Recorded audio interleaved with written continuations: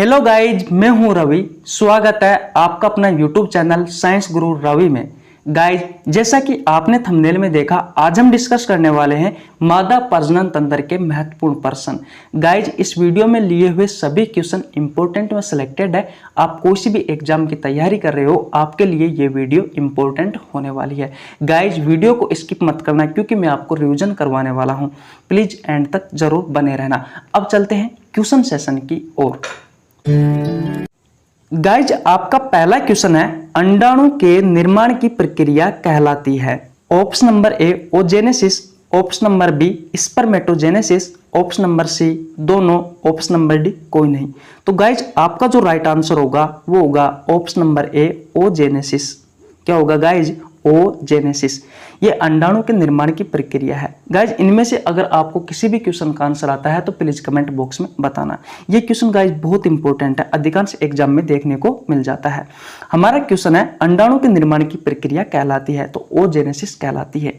लेकिन यहाँ से एक क्वेश्चन और निकल के आता है बहुत अच्छा, जो होता है शुक्राणु के निर्माण की प्रक्रिया क्या कहलाती है। शुक्राणु के निर्माण की प्रक्रिया क्या कहलाती है? तो गाइज, मैं आपको बता दूं, शुक्राणु के निर्माण की जो प्रक्रिया होती है वो कहलाती है स्पर्मेटोजेनेसिस। क्या कहलाती है गाइज?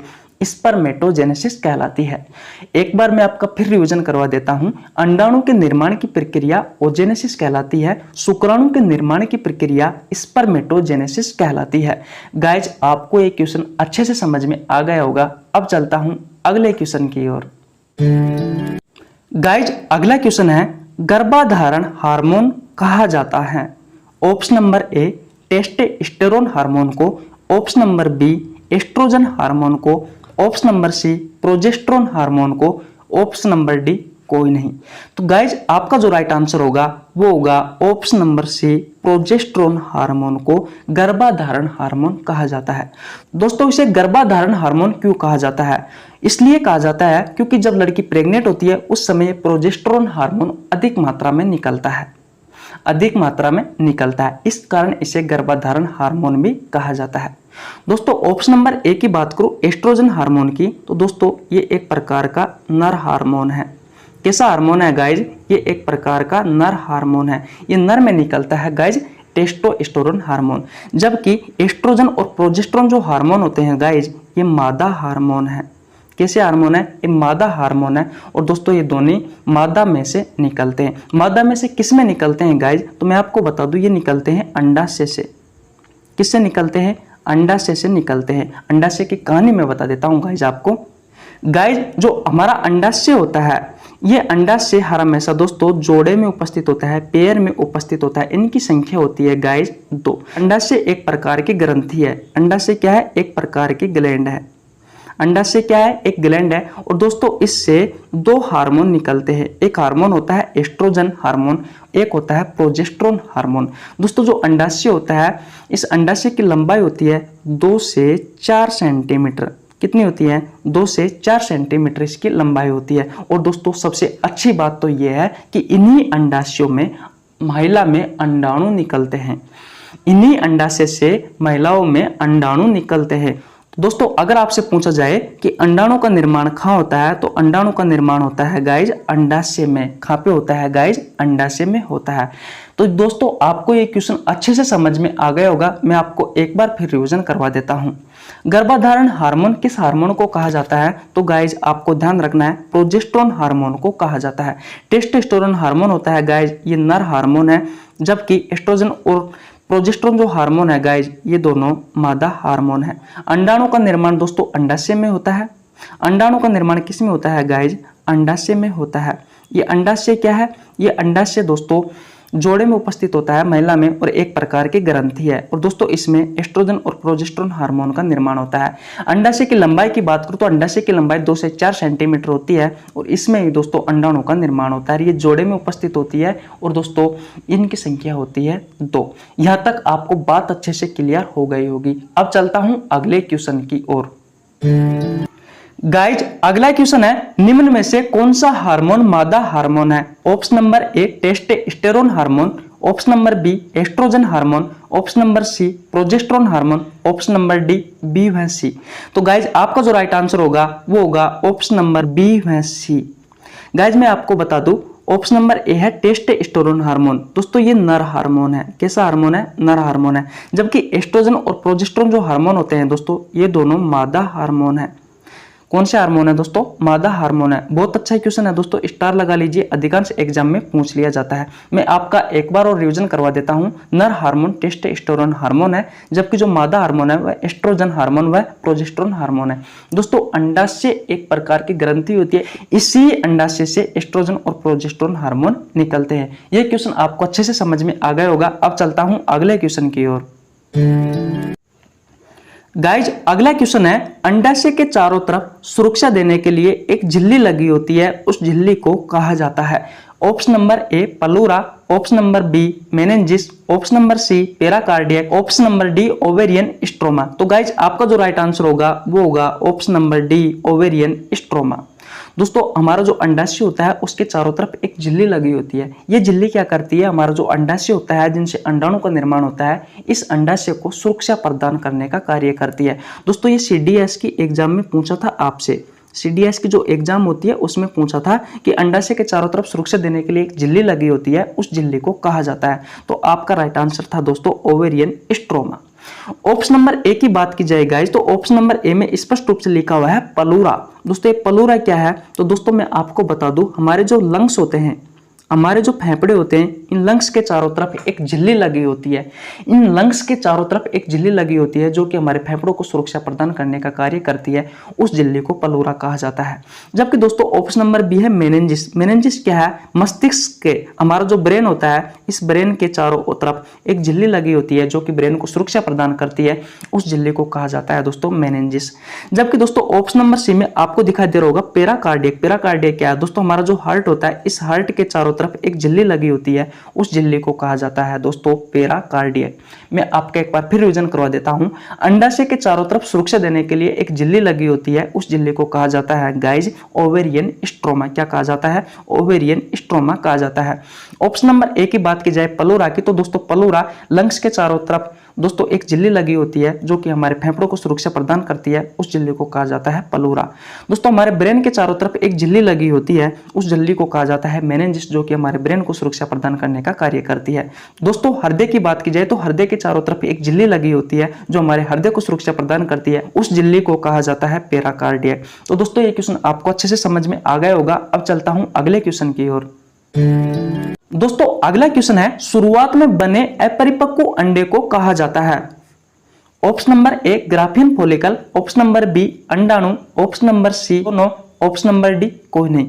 तो गाइज आपका जो राइट आंसर होगा वो होगा option number A Graafian follicle. क्या कहा जाता है गाइज? ग्राफियन फॉलिकल कहा जाता है। जो शुरुआत में अपरिपक्व अंडे होते हैं उन्हें कहा जाता है ग्राफियन फॉलिकल। दोस्तों अंडाणु कहा जाता है जब ये अपरिपक्व जो अंडे होते हैं जब पूर्ण तरीके से परिपक्व हो जाते हैं, परिपक्व हो जाते हैं दोस्तों, परिपक्व हो जाते हैं, उस समय दोस्तों जो अंडे होते हैं उन्हें अंडाणु या फिर दोस्तों डिंब कहा जाता है। अंडाणु या फिर क्या कहा जाता है दोस्तों? डिंब कहा जाता है। और दोस्तों अंडाणु का निर्माण कहाँ होता है? तो आपको ध्यान रखना है अंडाशय में होता है, अंडाशय में होता है। बात आपको अच्छे से समझ में आ गई होगी। एक बार मैं आपका फिर रिवीजन करवा देता हूं। शुरुआत में बने अपरिपक्व अंडे को ग्राफियन फॉलिकल कहा जाता है। जब दोस्तों ये अंडाणु पक जाते हैं, परिपक्व हो जाता है इन अंडाणुओं का, तब इन्हें अंडाणु या फिर दोस्तों डिंब कहा जाता है। और दोस्तों इन अंडाणुओं का निर्माण कहाँ होता है? तो अंडाशय में होता है। कहाँ पे होता है गाइज? अंडाशय में होता है। तो ये क्वेश्चन आपको अच्छे से समझ में आ गया होगा। अब चलता हूं अगले क्वेश्चन की ओर।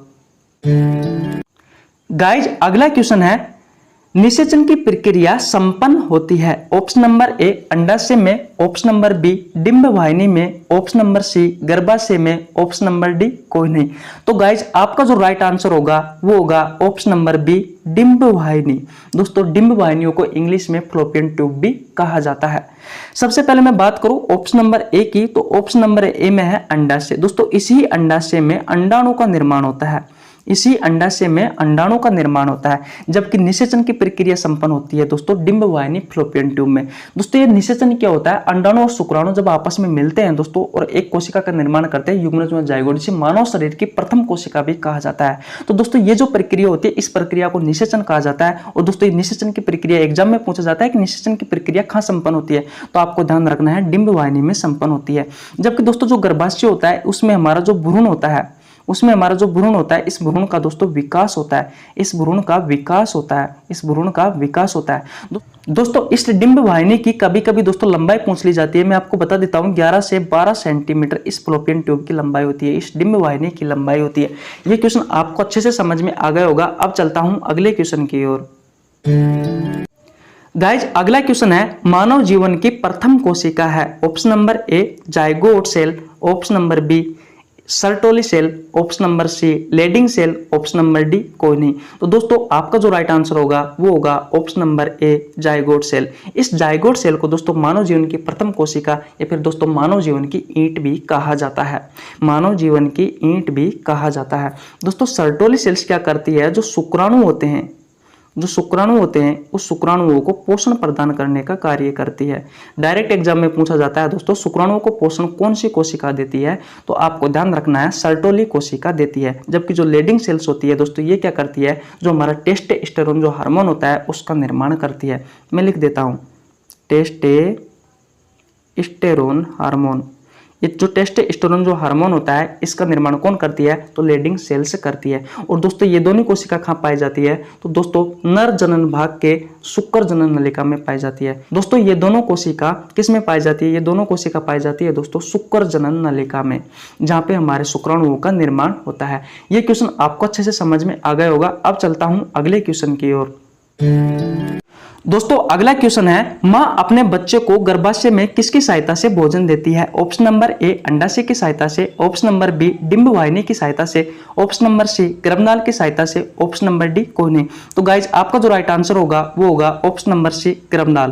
दोस्तों इस गर्भनाल को इंग्लिश में कहा जाता है प्लेसेंटा। दोस्तों बच्चे को अपनी जो माँ होती है वो इस गर्भनाल की सहायता से ही भोजन देती है। भोजन में क्या क्या देती है, जैसे कि दोस्तों ऑक्सीजन भी देती है, ग्लूकोज भी देती है, और ग्लूकोज के साथ साथ में दोस्तों और क्या क्या देती है, और दोस्तों ब्लड भी देती है, जिससे कि इस जो बच्चा है जो भ्रूण है उसका विकास हो सके।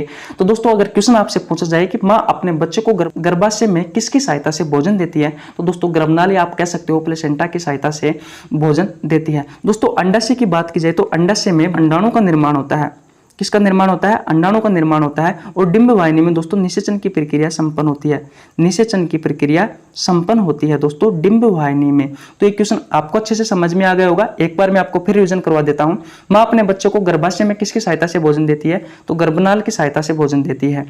दोस्तों अंडाशय में अंडाणु का निर्माण होता है, डिंबवाहिनी में निषेचन की प्रक्रिया संपन्न होती है। अब चलते हैं अगले क्वेश्चन की ओर।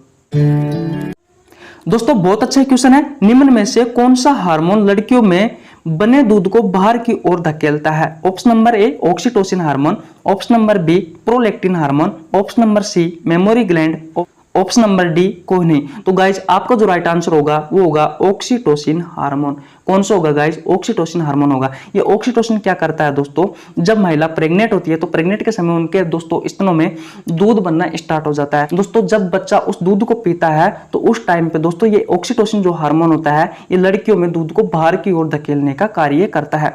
जबकि दोस्तों प्रोलैक्टिन हार्मोन और मेमोरी ग्लैंड दोस्तों ये क्या करती है, ये दूध बनाने में सहायक होते हैं। एक तो है दोस्तों हार्मोन और एक है दोस्तों ग्लैंड, ये दूध बनाने में सहायक होते हैं।